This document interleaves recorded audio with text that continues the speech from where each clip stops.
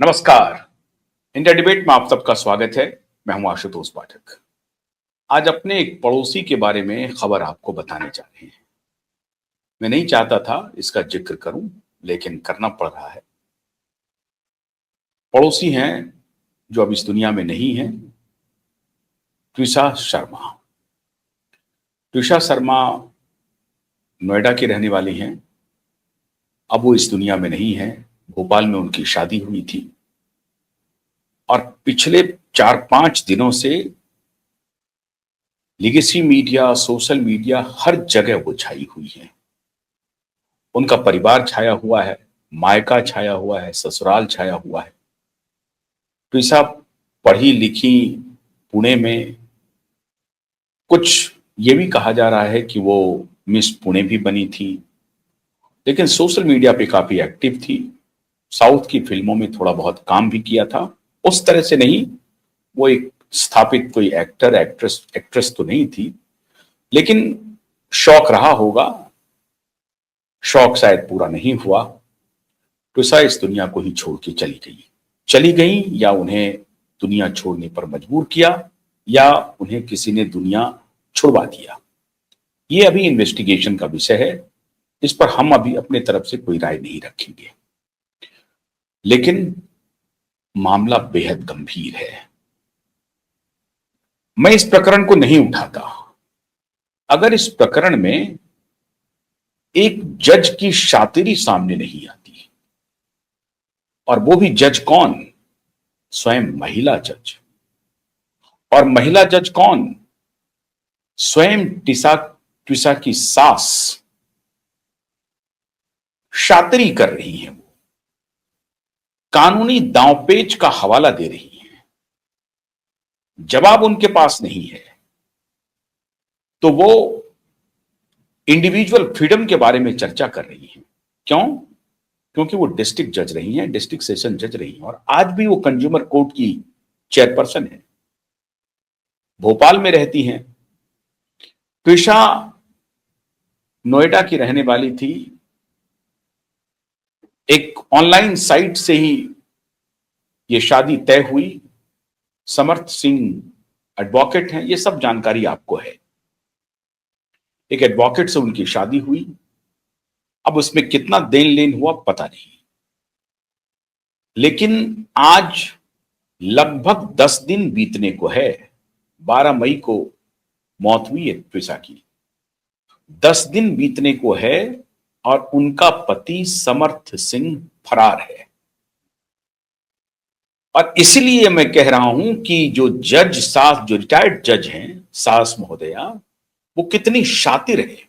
इसलिए मैं कह रहा हूं, अगर वो कानून की रक्षक होती, अब तक उन्होंने कानून को किस तरह से चलाया होगा इस बात से साबित हो रहा है। और आज मैं बड़ी बड़ी विनम्रता से अदालत के सामने रख रहा हूं, लेकिन हालांकि इनको बेल मिल गया।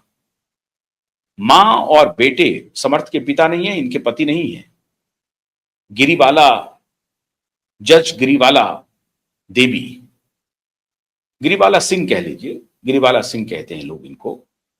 तो ये गिरिबाला सिंह एक विडो हैं, इनके पति नहीं है। पुत्र है समर्थ, जो खुद एक एडवोकेट है। अच्छे नामी संस्थान से पढ़ाई लिखाई करके वो अच्छे वकील भी हैं। हाई प्रोफाइल में उन्होंने एडवोकेसी भी किया है समर्थ सिंह ने। लेकिन एक वकील होते हुए, मां जज होते हुए, समर्थ सिंह फरार है। और मां को जब बेल मिला, उनका बेल रिजेक्ट हो गया है। पुलिस ने 10,000 रुपए का इनाम घोषित किया है। अब भोपाल पुलिस 10 दिन में गिरफ्तार नहीं कर पाई। अब इससे आप अंदाजा लगा सकते हैं कि सिस्टम किस प्रकार से प्रकरण को रौंद रहा है।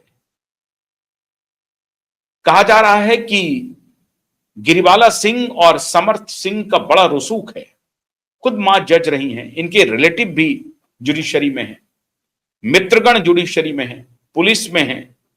बड़ा रसूख रहा है, बड़ा रुतबा रहा है भोपाल में इनका। डिस्ट्रिक्ट जज रही हैं, डिस्ट्रिक्ट सेशन जज रही हैं, तो बहुत रसूखदार रही हैं। अब क्या इनके रसूख का यह प्रतिफल है कि पुलिस समर्थ सिंह को गिरफ्तार नहीं कर पा रही है? 10,000 रुपए का इनाम उस पर लगा रही है, लेकिन गिरफ्तार नहीं कर पा रही है। क्या समर्थ सिंह मध्य प्रदेश छोड़ चुका है, किसी अन्य राज्य में है, या भारत छोड़ चुका है?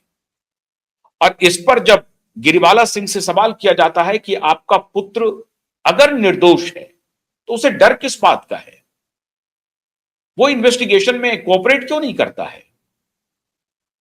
अगर वो जेल चला भी जाएगा तो क्या होगा? इन्वेस्टिगेशन होगी, जांच होगी, जांच पड़ताल में आप तो जुडिशरी में रही हैं, आप खुद जज रही हैं, वो खुद वकील हैं, उनको प्रोटेक्शन मिलेगा, उनके जान माल की रक्षा की जाएगी। फिर वो फरार क्यों है? उस पर माननीय जज महोदय अपील कर रही हैं, दलील दे रही हैं कि नहीं, ये उनका स्वतंत्रता का, उनकी स्वतंत्रता का सवाल है।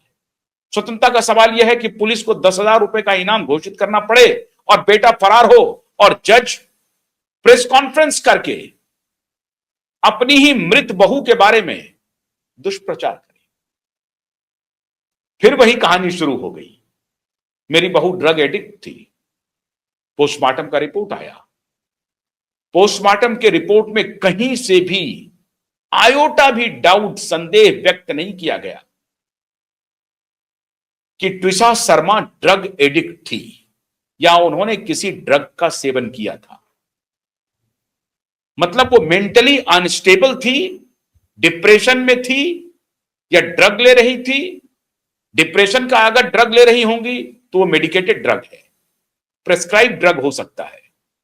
तो क्या ट्विशा प्रेस्क्राइब ड्रग ले रही थी, दवा ले रही थी, या ड्रग ले रही थी, नशीली पदार्थों का सेवन कर रही थी, मेरिजुआना ले रही थी, क्या ले रही थी? जो जज महोदया आकर के प्रेस में कैमरे पर कह रही हैं कि मेरी बहू ड्रग एडिक्ट थी, कोई सबूत नहीं है उनके पास। अगर वो ड्रग एडिक्ट होती तो मरने के पहले भी वो ड्रग लेती। कुछ तो पोस्टमार्टम रिपोर्ट में, जांच में यह पता चलता कि हां, उन्होंने ड्रग लिया हुआ था, उन्होंने नशा किया हुआ था। इसकी कोई चर्चा पोस्टमार्टम रिपोर्ट में नहीं है, बल्कि ड्रग की कोई चर्चा ही नहीं है कि किसी भी प्रकार का ड्रग लिया हुआ था। अगर वो डिप्रेशन में होती, तो अगर कोई प्रेस्क्राइब ड्रग होती तो उसका भी चर्चा होती। पोस्टमार्टम रिपोर्ट में कोई चर्चा नहीं है। लेकिन अब पुलिस की गलती देखिए, जिससे ट्विशा ने फांसी लगाई है छत के ऊपर जाकर के, जिसका लिगेचर मार्क है, वो पदार्थ, वो वस्तु गायब है, वो रस्सी गायब है, या वो सीकड़ी जो है वो गायब है। अब वो लोहे का है या लेदर का है या मामूली रस्सी है, क्या है वो गायब है। कल एसीपी जो उस जोन के हैं, उन्होंने मीडिया में आकर के बताया कि नहीं, जिस वस्तु से ट्विशा ने आत्महत्या की, फांसी लगाई है, वो प्रिजर्व करके रखा हुआ है। लेकिन पोस्टमार्टम रिपोर्ट में जब डॉक्टर ने वो वस्तु मांगा कि भैया वो रस्सी कहां है, वो चेन कहां है, वो लेदर की पट्टी कहां है, तो पता नहीं चला। इन्वेस्टिगेशन जो कर रही थी पुलिस, उसने कुछ नहीं बताया। डॉक्टर ने मांगा है, जब पोस्टमार्टम हो रहा है तो डॉक्टर ने कहा कि जिस चीज से ट्विशा ने फांसी लगाई है वो है कहां पर, वो रस्सी मुझे दीजिए, वो चेन मुझे दीजिए, वो लेदर की पट्टी दीजिए, कहां है वो? नहीं दिया। समर्थ सिंह फरार है। मां कह रही है बाहर में आकर के, बेल मिलने के बाद, कि नहीं, उनको अपनी सुरक्षा का अधिकार है और वो सही सलामत है, आवश्यकता पड़ने पर वो आ जाएगा। क्यों? 10 दिन से वो फरार है Samarth Singh, and he himself is a law officer, he is advocate, and you have been a law officer, you better understand the law. Dowry death कहता है, डॉरी डेथ का सिंपल कानून है, शादी के 7 साल के अंदर अगर किसी रहस्यमय परिस्थिति में किसी लड़की की मृत्यु होती है और परिवार वाले इसका आरोप लगाते हैं, ये संज्ञान में लाते हैं कि ससुराल वाले ने दहेज की मांग की है, तो डॉरी डेथ की धारा उस पर लगेगी। और डॉरी डेथ की धारा लग चुकी है इसमें। डॉरी डेथ की धारा का फलितार्थ क्या है, रिजल्ट क्या है? नॉन बेलेबल वारंट है, नंबर 1। मिनिमम 7 साल की सजा है। और अगर ये डॉरी केस की धारा मैं कह रहा हूं, अब ये मामला डॉरी डेथ का है, अगर ये डॉरी डेथ में कन्वर्ट होता है, ये डॉरी डेथ है, तो 7 साल छोड़ दीजिए, लाइफ इंप्रिजनमेंट और फांसी की सजा भी हो सकती है। अगर ये रेयरेस्ट ऑफ रेयर केस हो गया है, तब तो और भी खतरनाक हो जाएगा।